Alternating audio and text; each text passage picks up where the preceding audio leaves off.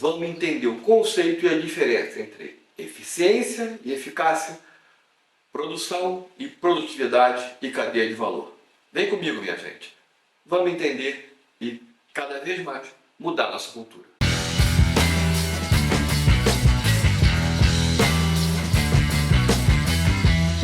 Vamos lá, gente. Vamos continuar entendendo os conceitos.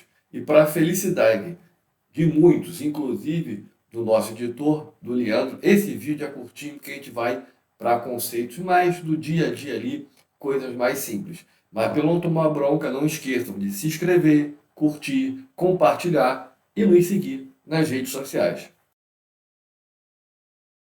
Vamos nessa, gente. Como sempre, alguma coisa para a gente pensar um pouquinho, que está começando a mudar a cultura. Então, William A. Foster. A qualidade nunca acontece por acaso. É sempre o resultado de nobres intenções, trabalho sincero, direção inteligente e esmero na realização. Ou seja, a qualidade, o resultado de alta qualidade, não acontece por acaso. Bom, quais são os conceitos que a gente vai ver e entender o significado? De que é muito falado e as pessoas não entendem. Eficiência e eficácia, produção e produtividade, e uma coisa que eu estou falando que não é muito comum, a boa parte capaz de não conhecer, que é a cadeia de valor. Vamos nessa. Bom, a primeira coisa é mostrar a vocês que eficiência, eficácia, efetividade, economicidade, tudo isso é regulado, tem entidades que definem o que é, não é o que a gente acha. Então eu botei o diagrama do Issai aí, né? Para vocês terem uma noção. Uma coisa que eu não citei lá, mas como economicidade afeta diretamente a questão de eficiência, eu vou dar uma definição muito rápida de economicidade. Nada mais é que minimizar os custos dos insumos, dos recursos utilizados para uma determinada atividade, para produzir um serviço ou um produto com um padrão de qualidade, né, aceitável, definido lá de acordo com o que a gente define nos nossos projetos e seguindo as normas internacionais. Eu não posso ter economicidade a custas de perder qualidade. Economicidade só é válida e reconhecida se a gente consegue isso mantendo a qualidade. E para a gente mensurar isso, ela é verificada através de práticas gerenciais, sistemas de gerenciamento, benchmark de processos-chave. Benchmark é medição, padrões de medição, paradigmas de desempenho que a gente deve ter. A gente vai entender isso também lá adiante. Bom, tem a definição de eficiência e eficácia aí, para vocês lerem com calma, de acordo com a norma, direitinho. Mas eu vou simplificá-las para você. Eficiência é fazer da melhor maneira possível. Eficácia é atingir objetivos. Eu posso ser eficiente sem ser eficaz, eu posso ser eficaz sem ser eficiente. Adiante, quando a gente conversar sobre produção e produtividade, a gente vai entender isso melhor.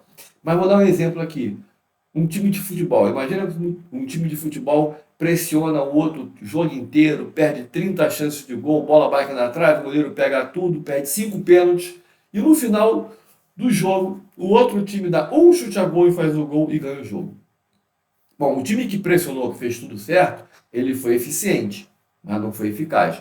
O time que deu um chute a gol só, ele foi eficaz, mas não foi eficiente, ele não fez a melhor partida que podia ter feito. Aí vocês vão dizer assim, então é melhor ser eficaz que ser eficiente. Não.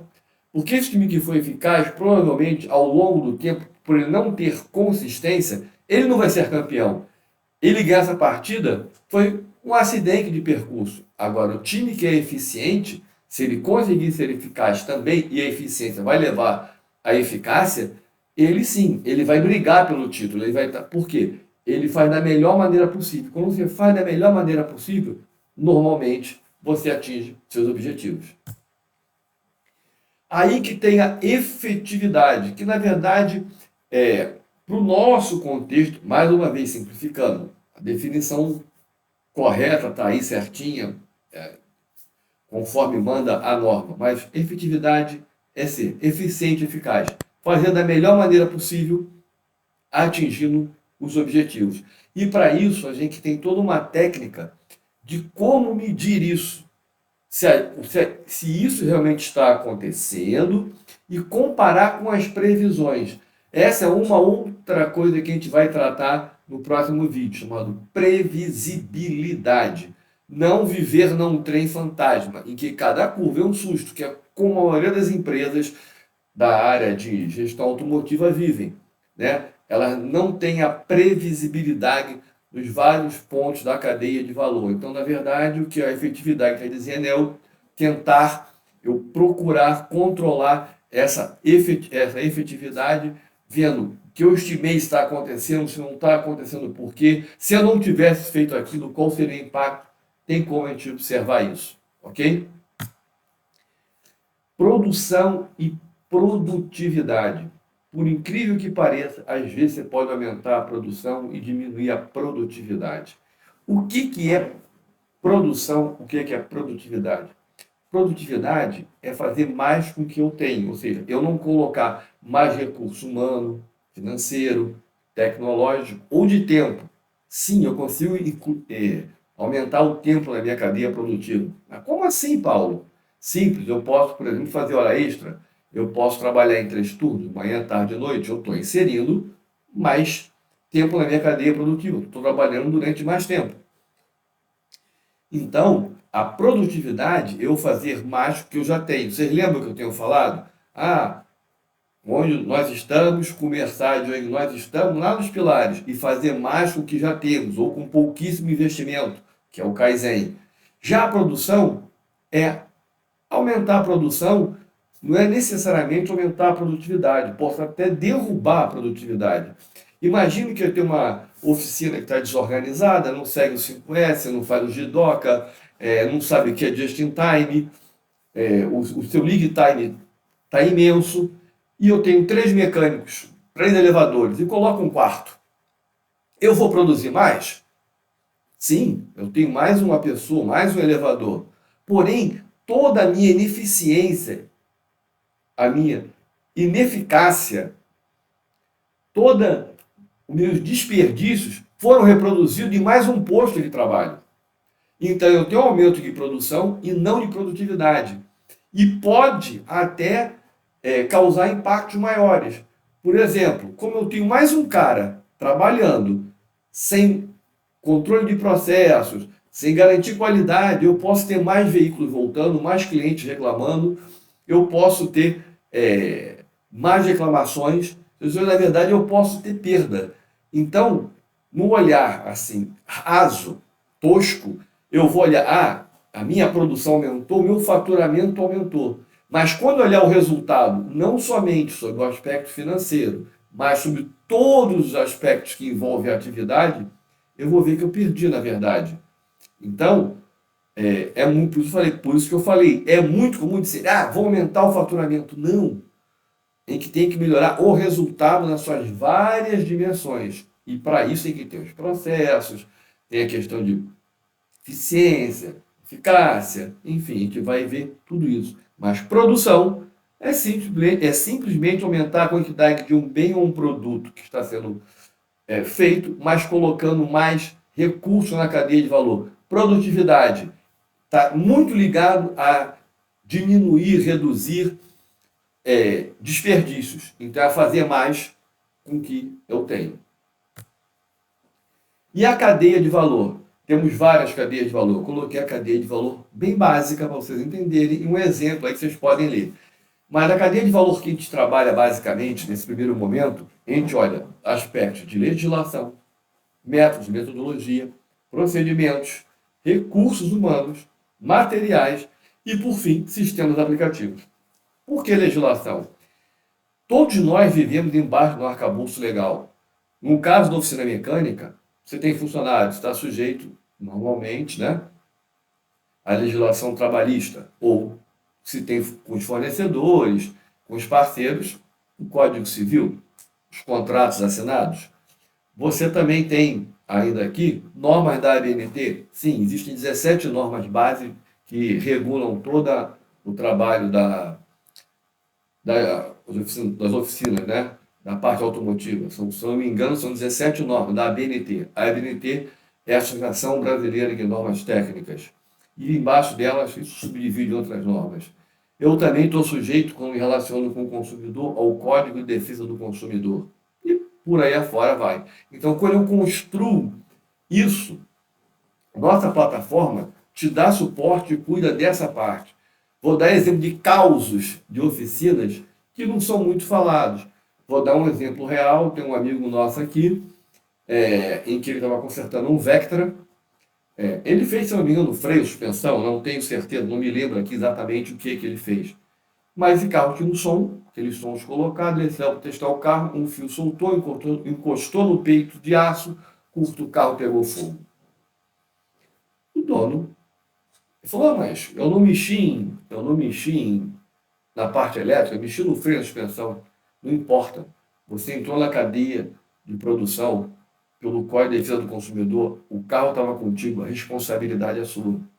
Como que ele poderia ter evitado isso? Isso a gente tem como fazer na entrada do carro. Como a gente ajusta a oficina para trabalhar entrada, trabalho do veículo e a entrega do veículo. Um outro caso também aconteceu aqui, foi um cidadão que levou um carro para uma grande empresa que coloca GNV, né? E o que aconteceu? Colocou GNV, só vou testar, pum, arrebentou a correia, a correia dentada, né? Bateu o comando de válvulas. Ah, mas eu fui colocar GNV. Não importa, o carro estava com você. Fui colocar GNV, o cara teve que fazer o motor do cara que bateu o comando de válvulas. Isso acontece direto, as pessoas não costumam falar. Então, tem como a gente, tratando da primeira parte da cadeia de valor, da legislação, das normas legais, nos precaver, evitar e mitigar esses problemas. Depois, o que a gente tem falando aqui, que é a metodologia. Uma vez que eu defini a metodologia, aí, com base nela, eu vou no outro passo, que é definir os procedimentos. Ora, uma vez que eu defini quais são os procedimentos, os processos que eu uso, eu consigo aí sim definir quais os recursos humanos, que capacitação para eles é necessária e os recursos materiais que são necessários, equipamentos, ferramentas, o que eu necessito para executar aquela metodologia, aqueles procedimentos. Então, eu não compro material antes de saber qual é o meu procedimento, qual é o meu método. Eu não contrato ninguém antes de saber o que eu vou fazer, qual o perfil que eu vou contratar. Aliás, isso é uma coisa. A gente vai ver lá na parte de gestão de pessoas que a gente não contrata técnica normalmente, a gente contrata valores. Vocês vão entender isso lá. Aí no final disso tudo, aí sim, eu boto os sistemas aplicativos para rodar. O porquê disso? Vou explicar a vocês. Imagine que sua cadeia de valor está cheio de problemas, você tem uma série de desperdícios, você não usa 5S, não usa nada daquilo que a gente vai ver. E aí, né, você pega um sistema, melhor que ele seja, e coloca lá. Vamos que, por milagre, você consiga usar o sistema. É um suicídio. É dar uma arma na mão de uma criança. Por quê? Se você estava fazendo errado, estava ineficiente, estava fazendo isso manualmente, sem sistematizar, que na verdade não é nem sistematização, é mecanização, você não mecanizou isso, o que está acontecendo? Agora eu te dei uma ferramenta para você ser mais eficiente em cometer o erro. Se você estava caminhando para o precipício, você vai correr para o precipício. Então, antes de eu te dar a ferramenta para que você possa aplicar com tudo, tirar o máximo, ser o mais eficiente, eficaz e produtivo possível, eu preciso estabilizar a sua cadeia de valor. Lembra lá no diagramazinho lá atrás, no primeiro vídeo? Estabilizar, ou seja, diminuir desperdício, ser o mais produtivo possível. Aí sim, eu te dou uma ferramenta para você elevar isso ao máximo possível, tirar o máximo possível. Mas eu já estou com a minha cadeia de valor nos pontos anteriores estabilizados. Vou dar um spoiler aqui, que a gente vai falar sobre sistemas, e eu falei sobre mecanização. Mecanizar é diferente de sistematizar. Sistema é uma teoria administrativa. Mecanização é algo que eu faço com a mão, eu posso fazer com uma máquina. A gente costuma brincar que para você realmente sistematizar, a gente precisa fazer arecas. O que é arecas? Aumentar o rendimento, evitar custos e aperfeiçoar os serviços. Bom, meus amigos, era isso. Eu falei que esse vídeo era curtinho, esse é mais tranquilo. Vídeo seguinte, vamos olhar o que é sistema, para a gente poder entender um pouquinho do conceito de sistema. Não se esqueçam de se inscrever e seguir as redes sociais. Muito obrigado a todos vocês. Saúde e paz. Até o próximo vídeo.